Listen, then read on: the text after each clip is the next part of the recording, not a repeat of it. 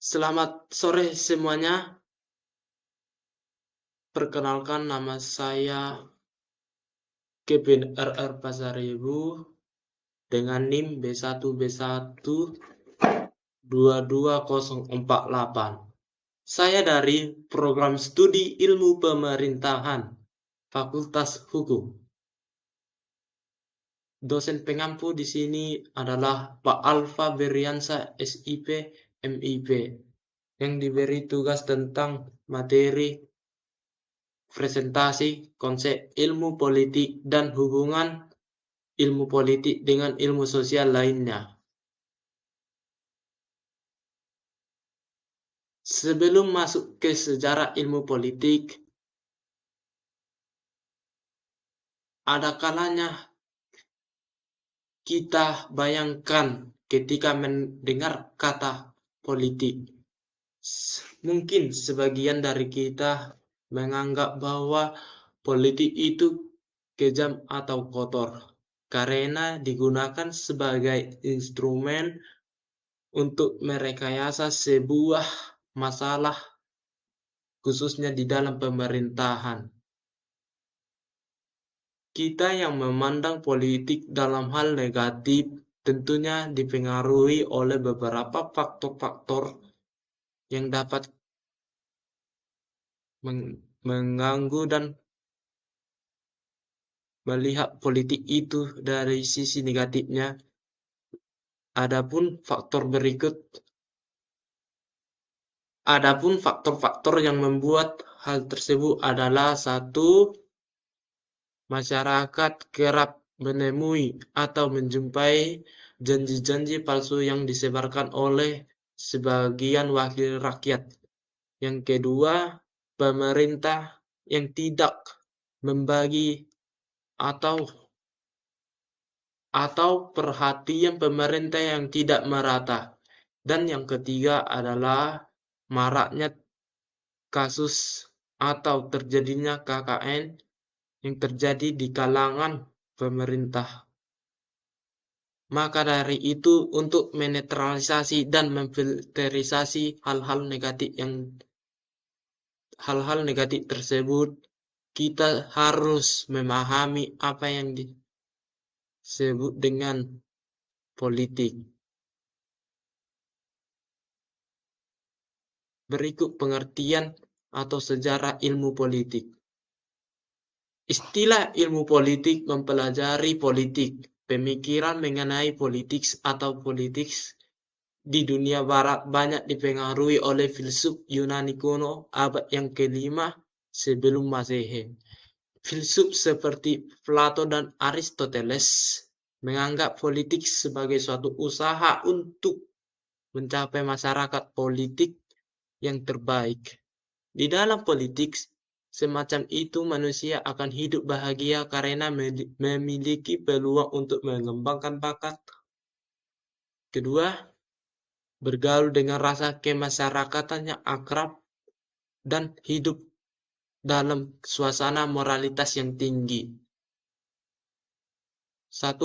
Menurut Rod Hague, politik adalah kegiatan yang menyangkut cara bagaimana kelompok-kelompok mencapai keputusan-keputusan yang bersifat kolektif dan mengikat melalui usaha untuk mendamaikan perbedaan-perbedaan di antara anggota-anggotanya.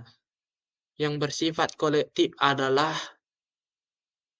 organisasi, kelompok, atau masyarakat yang mau mengikuti politik secara sukarela. Yang kedua, menurut Andre Hewlett, politik adalah kegiatan suatu bangsa yang bertujuan mempertahankan dan mengamandemen peraturan-peraturan umum yang mengatur kehidupannya, yang berarti tidak dapat terlepas dari gejala konflik dan kerjasama.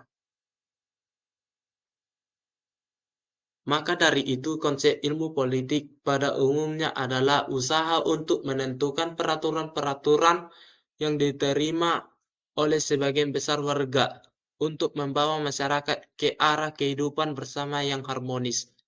Adapun untuk mencapai terdapat Adapun untuk mencapainya terdapat konsep pokok yang terdiri dari 5 pokok, yaitu 1.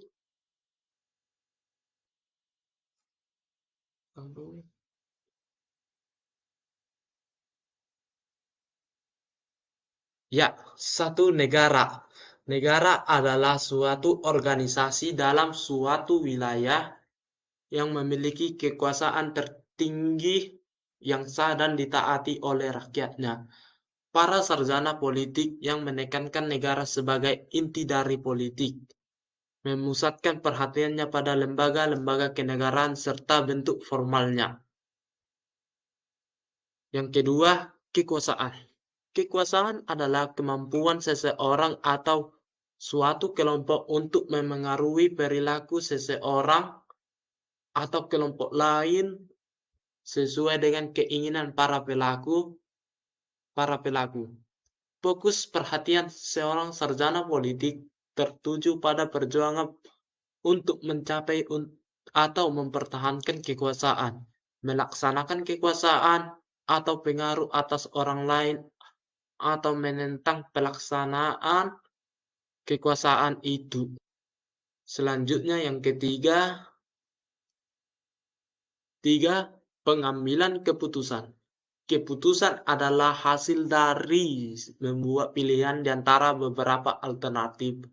Sedangkan istilah pengambilan keputusan atau decision making menunjuk pada proses yang terjadi sampai keputusan itu terjadi. Keputusan-keputusan itu dapat pula menyangkut tujuan masyarakat, dapat pula menyangkut kebijakan-kebijakan untuk mencapai tujuan itu sendiri. Setiap proses membentuk kebijakan umum adalah hasil dari suatu proses pengambilan keputusan, yaitu memilih beberapa alternatif yang akhirnya ditetapkan sebagai kebijakan pemerintah. Contohnya dengan adanya peraturan, perda, perpu, dan sebagainya. Yang keempat,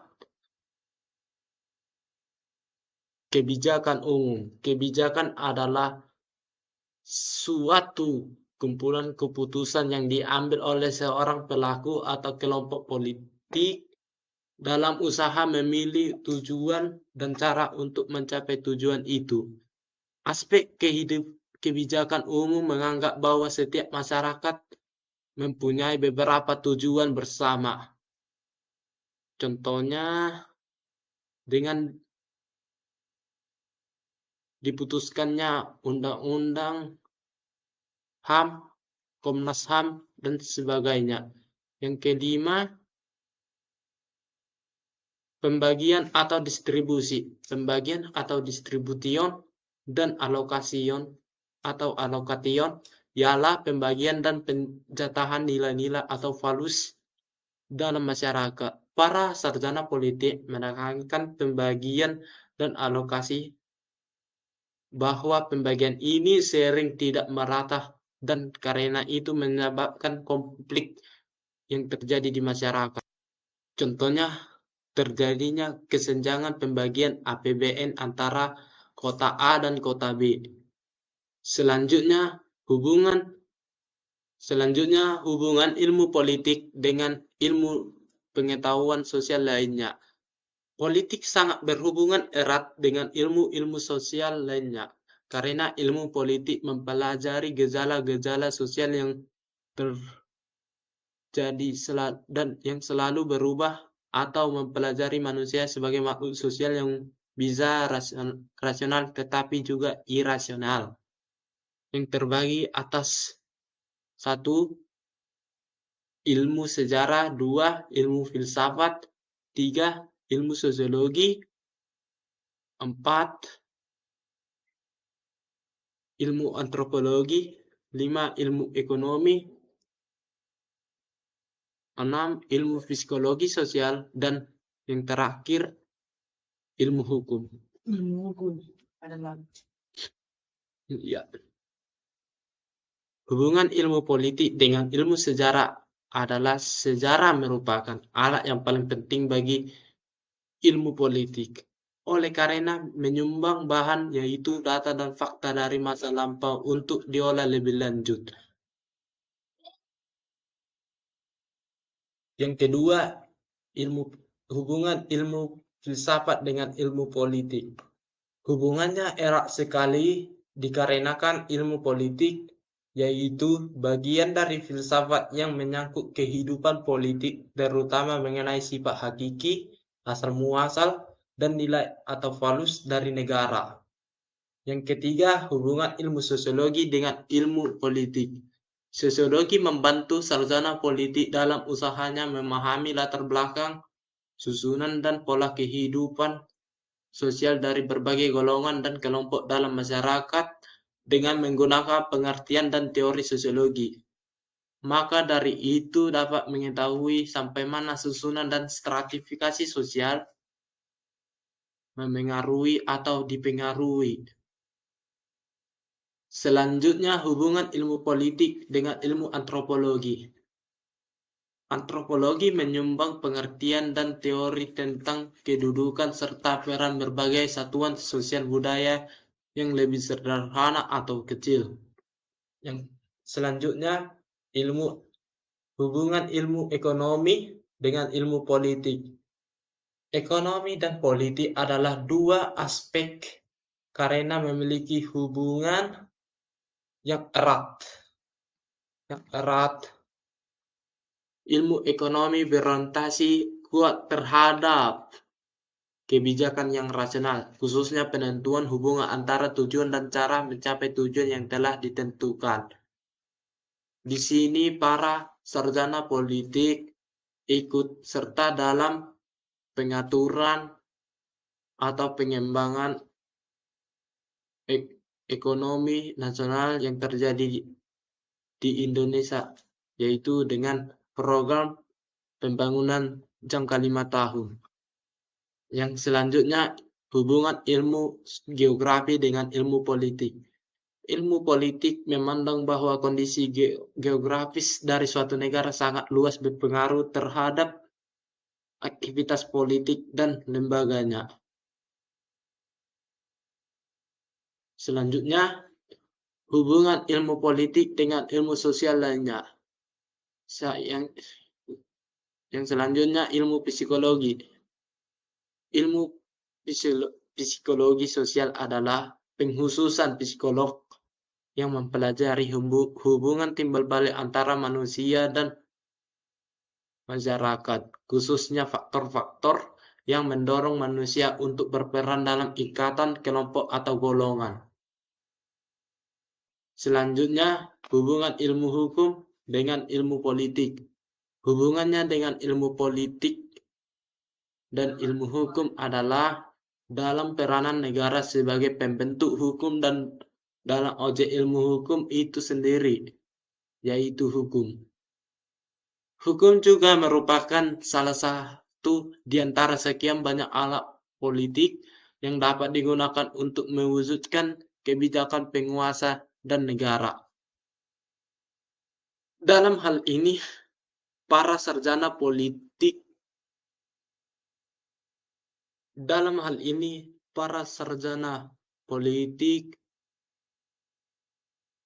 bahu-membahu dalam membuat undang-undang untuk hukum yang akan dibuat dalam suatu negara, terutama di Indonesia. Jadi dapat kita simpulkan bahwa ilmu politik adalah ilmu yang mempelajari suatu segi khusus dari kehidupan masyarakat yang menyangkut soal kekuasaan negara, pembagian kebijakan, pengambilan keputusan, dan alokasi, serta hubungannya selalu berubah-ubah seiring terjadinya perkembangan zaman atau perpolitikan di dunia. Sekian dari saya, mohon maaf apabila ada kesalahan kata atau penjelasan saya yang kurang tidak baik. Terima kasih.